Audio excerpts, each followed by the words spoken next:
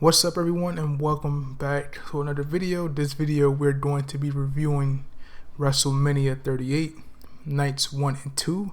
They might be separate videos, but we will see. So Wrestlemania 38 takes place in AT&T Stadium in Dallas, Texas. Night 1 had an attendance, I believe, of 77,483, I want to say. And night 1 was a tremendous part of the show. Night 2 was okay, but it's not as great as night 1. But we're going to review everything that happened on both nights. So let's get into it. If you enjoyed the video, make sure to like, share, and subscribe. And also comment what you liked or didn't like about the show down below. And let's go, man. Alright, we're going to kick off the show with the Smackdown Tag Team Championship match between the Usos defending their championships against the team of Shinsuke Nakamura and Rick Boogs. Now, the only thing really of note here in this match is the unfortunate injury that happened to Rick Boogs. So what happened was Boogs was lifting Jay up into the Samoan drop position, but he decides to lift Jimmy up as well. And as soon as Jimmy gets up there, you can see Boogs struggling, and then out of nowhere he just collapses and starts clutching at his knee. That left Shinsuke Nakamura by himself, so the Usos worked over Nakamura and eventually hit him with the 1D for the win. It looked like it worked at first, but it was a legitimate injury. He suffered a torn quad and a torn patellar tendon. Those injuries take a long time, so he could miss up to an entire year, but we are wishing Boogs a healthy recovery. Even though most people weren't looking forward to this match, it was a very good match between Drew McIntyre and Happy Corbin. The crowd was very hot for Drew. So Drew hit this diving sunset flip outside the ring onto Corbin. Corbin hit McIntyre with the deep six for a near fall. This match was a very back and forth matchup. Very equal on both sides. Corbin hit McIntyre with the end of days, but Drew kicked out and became the only person in history to kick out at the end of days. Since Baron Corbin has been in WWE, this is the most protected finisher in the business, probably outside of the one-winged angel from Kenny Omega. But Drew became the first person to kick out of that. Drew then delivered the Claymore kick to pick up the victory. After this match, Drew McIntyre picked up his sword, Angelo, and aimed it at Madcap Moss, who was on an apron outside of the ring. And there's this spot where Drew walks up to Madcap Moss, and they just talking for a minute. Like you can see him telling Drew to do it.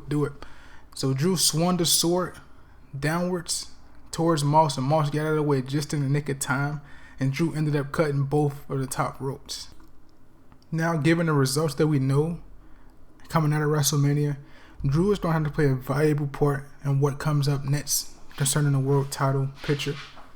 Because as we know, there's no competitors outside of Drew McIntyre, and we'll get to the rest of the guys on Monday Night Raw as a result of the main event. But on SmackDown, there's nobody else besides Drew McIntyre and Ricochet. So they're going to have to come up with some competitors fast, and they're going to rely on Drew McIntyre a lot.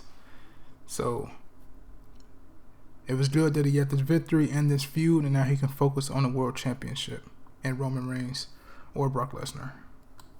Now, our next matchup we have is the first round of celebrity matches. So we have The Miz and Logan Paul taking on the team of Rey and Dominic Mysterio.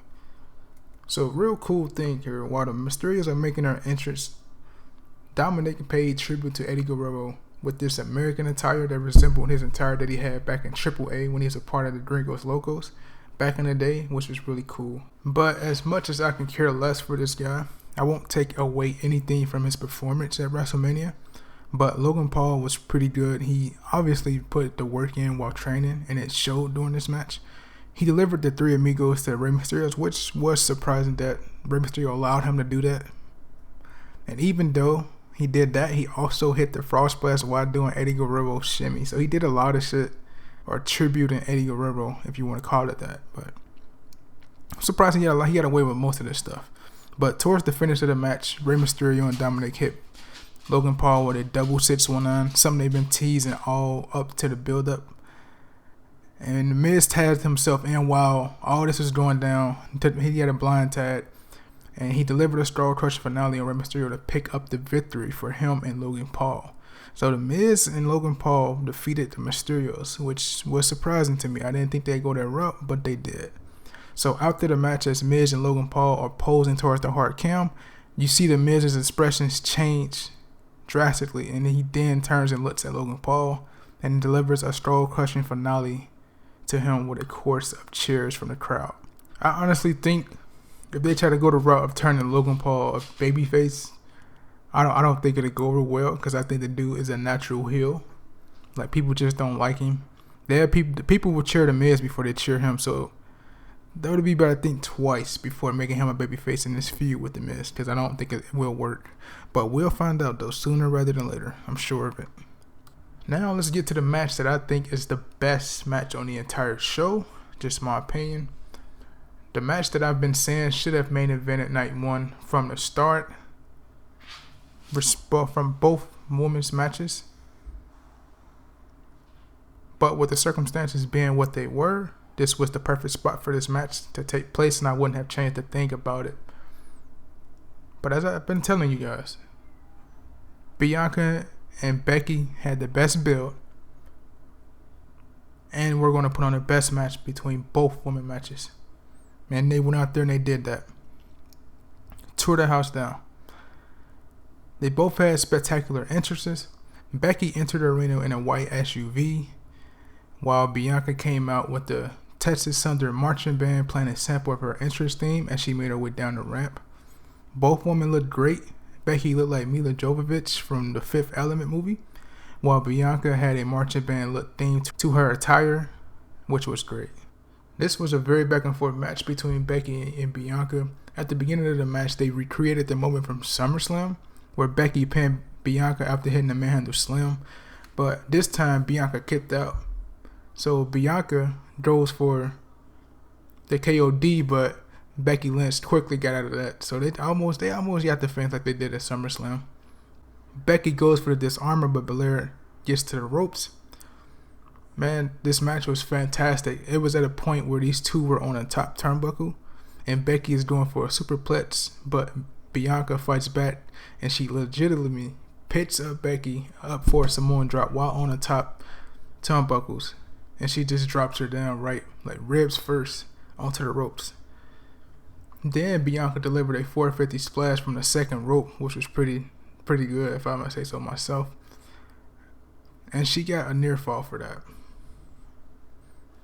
Then we reached this spot later in the match where Becky climbs to the top rope and she delivers a senton, and she straight up catches Bianca right in the fucking face. Hard way, straight to the eye. I'm pretty sure Bianca's gonna be showing some effects from that damn kick. She also got a 2 count from that though. That was a tough ass spot. After that, Belair goes for the KOD, but Becky is holding on to the ropes, and Bianca just dumps her over the top rope onto the floor. While outside the ring, Becky grabs Bianca's braid and tosses her into the steel steps. Becky delivers another manhandle slam onto the steps onto Belair this time. Belair just makes it back into the ring to beat the count of 10. And I will add that the referee was counting kind of fucking fast here. He should have just let it slowly build up and give Bianca time to get the crowd involved and milk that spot just a little bit longer so she can beat that 10 count. But she beat that 10 count nonetheless. A critique I would say for the ref at that point: slow down on your count and let it build up. Becky goes for yet another manhandle slam, but Bianca reverses it and lands the KOD for the win and becomes the new Raw Women's Champion. Great match. Best match on the show. You definitely don't have to watch this match back. My words don't do it justice, but you gotta watch this match. It's the best match on the entire show. And now the moment has come that we've all been waiting for. It's time for Seth Rollins to go one-on-one with his opponent that Vince McMahon has chosen. We all know who it was going to be from various reports and spoilers, which I'm an old school guy, and I don't like all the spoiler stuff, but that's the age of wrestling we are in now. I'd rather we keep it all in wraps and just let the shit build as much as we can and let the anticipation grow. But that didn't really matter in this moment because we all knew who it was. And I'm so glad WWE didn't get in their own way with this one, and the result was one of the best moments of the entire show as we got the returning Cody Rhodes coming back to WWE after 6 years gone. After being gone for 6 years. And it was just like Cody just stepped right out of AEW and came right into the WWE. Didn't miss a beat. Like, music didn't change, his entrance didn't change, the same clothes, the same entrance with him coming underneath the stage. He had the same gear, everything was the same, and you couldn't do it no other way than the way they did it. They get an A+ on my butt for doing it that way and not being in their own way. And you can see that Cody was legit happy. To me, and I think to the rest of everybody, all the fans that watch, I'm sure to him as well, that he has some unfinished business in WWE, and that's what he came back to do. Seth and Cody had a very great match, and I believe this to be the second best match on this entire show, right behind Becky and Bianca, again in my opinion. But early on in this match, Cody did his old Stardust mannerisms where he would do the cartwheel and make the Stardust hand gesture, which got a huge pop from the crowd. Seth at one point in this match catches Cody, who tried to hit him with a disaster kick from the outside onto steel steps. He delivered a powerbomb to the outside barricade onto Cody, which didn't look too damn pleasing. Seth then delivered a reverse dragon suplex from the top rope onto Cody and transitioned it into a reverse DDT for a near fall. So it's pretty much like he do the superplex off the rope and then transition into a Falcon Arrow. He just reversed it. Then Cody hits the Cody Cutter also for a near fall. So these guys were back and forth in this match. Seth hits the pedigree but gets a 2 count. Both start to exchange punches with the crowd playing along. So the yay and the boo. So they was doing yay for Cody and boo for Seth. Cody then hits 3 crossroads onto Seth, but before the third one, because Seth kicked out earlier in the match after Cody hit him with the crossroads. So after the first 2 crossroads, Cody lifts Rollins up and he starts to hit him with the jabs with the bionic elbow made famous by the one and only American Dream Dusty Rhodes. And then Cody delivered the last crossroads for the win. Hopefully they can build on this momentum and book him properly like they didn't do the last time he was there. Cody went out and he found himself. He turned himself into a bigger star. And we're going to see what WWE can do with it. And we had to talk about the Hall of Fame. There ain't no WrestleMania without this, man. So we got to acknowledge The Undertaker. The best character in the business, hands down, for 30 years. Was The Undertaker. He protected the business, kept kayfabe for decades. And Undertaker commands respect. How many matches on this stage of WrestleMania? The streak. 21-0. 21 mostly banger matches. Trilogy with Triple H. The 2 matches with Shawn. Arguably the best match in WrestleMania history at WrestleMania 25 with Shawn Michaels. WrestleMania's matches with Kane. He even had matches with Mark Henry, Giant Gonzalez, a lot. He had matches with a lot of superstars, past and present.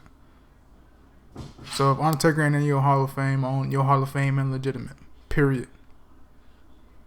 So we gotta give the proper respect to the dead man because he commends it. Now we have Ronda Rousey taking on Charlotte Flair for the Smackdown Women's Championship. And from the start, the fans weren't really feeling this match at all. It was really flat, just like the build up to this match. Both women were getting booed at the introduction, which is not a good sign at the start of the match. There were some great moments in this match to start the match. I found it weird for Charlotte to attempt to try to take Ronda down, which obviously didn't work, as you can imagine. As Ronda countered it and put Charlotte right on her back. Ronda hit a top rope arm drag and got a near fall from it, which was a pretty cool spot. Okay, now we're going to talk about the spot where Charlotte went for the Andrade moonsault that she always does. And it always looks terrible. This is no different. This is worse. The announcers were trying to clarify the spot as best as they could, but it looked terrible. So Charlotte goes for the moonsault, lands on her feet, and goes for another moonsault while on the ground, and she misses Ronda entirely. It looked terrible. I just wish Charlotte would stop doing that move at this point. She was better when she was doing a corkscrew or just a regular moonsault from the top, as opposed to doing the Andrade move, because the Andrade move never looks good when Charlotte does it. Charlotte locks in the figure 8, but Ronda counters the pressure back onto Charlotte. So at the finish of this match, Charlotte attempts another figure 8, but before she can apply it, Ronda kicks her off and she spears the referee, who happens to be Charles Robinson. Not a coincidence. And we all know his history with the Flair family goes back a while, back to the 90s, when he was Lil Nate.